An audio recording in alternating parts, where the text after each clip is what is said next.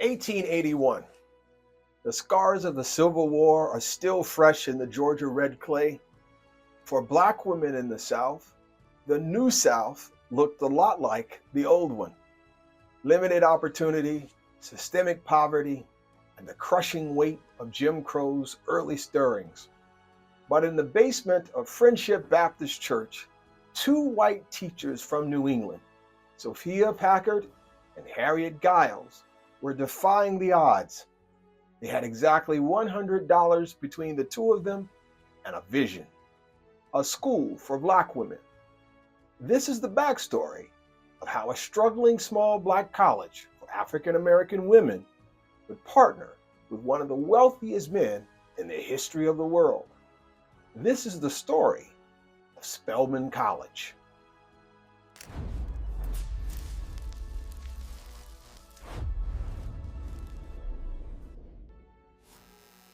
Thousands of miles away, the wealthiest man in human history was refining more than just oil. John D. Rockefeller was refining the art of the gospel of wealth.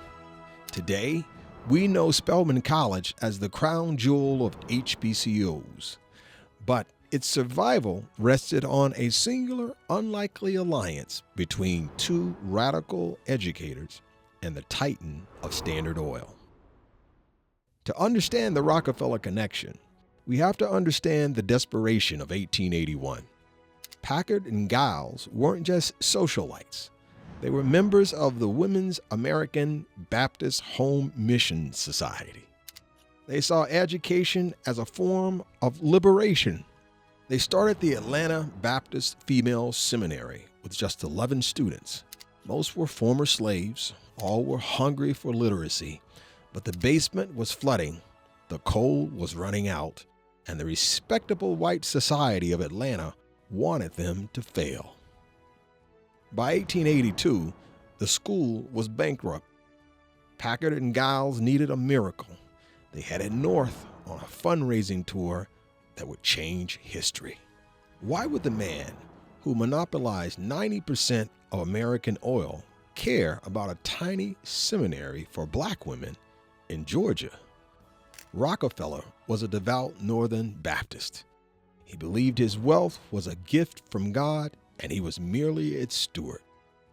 In 1881, at a church conference in Cleveland, he heard Packard and Giles speak. He was moved, not just by their mission, but by their efficiency.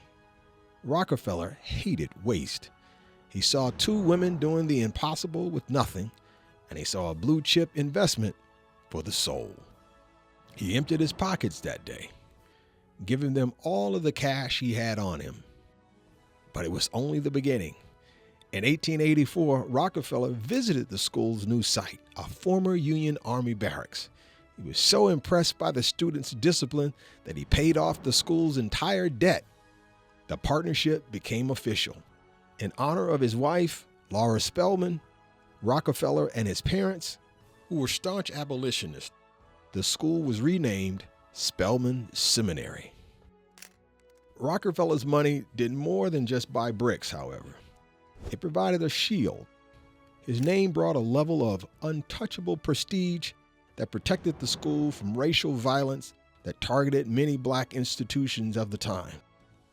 Between 1882 and his death, Rockefeller and his General Education Board poured over $300,000 into the university, the equivalent of tens of millions in today's dollars.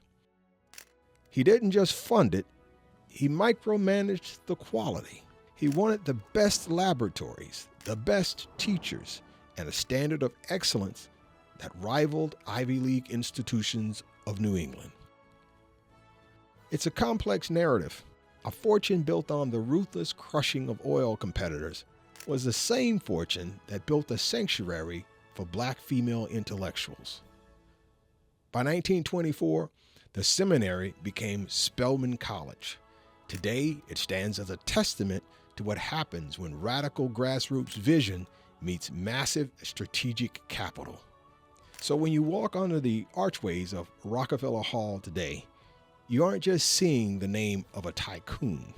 You're seeing the result of two women who refused to let a dream die in a basement, and a billionaire who realized that the most valuable resource in the world wasn't the oil under the ground.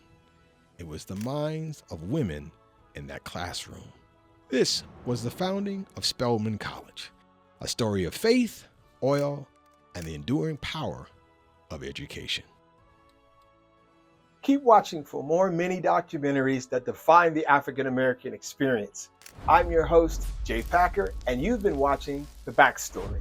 My family and I pray you have enjoyed this content, so please comment and subscribe to gain access to more interesting stories and ideas like this one, along with keeping up with news and information. This content is also available for classroom instruction, so please visit our website to discover more historical content. Until we meet again.